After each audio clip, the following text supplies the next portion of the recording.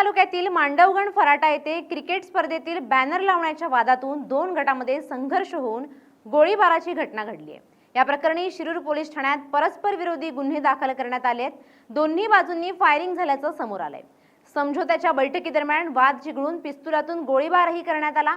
एका बाजूने अक्षय गोविंदा पाटील पप्पूकड तर दुसऱ्या बाजूने अमोल आनंदा चौगुले, संदीप गिरी, राहुल गिरे यांच्यावर फायरिंगचे आरोप आहेत।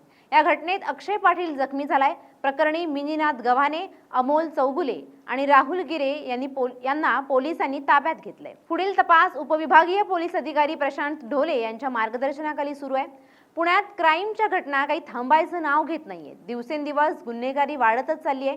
रोज नवनवीन वादाचे प्रकार ऐकायला येत आहेत। क्षुल्लक कारणांवरून हत्या होत आहेत आणि हकनाक माणसांचे जीव जात आहेत। हे हत्येचं सत्र आणि ही गुन्हेगारी नेमकी कधी थांबणार असा सवाल आता पुणेकर विचारतायत।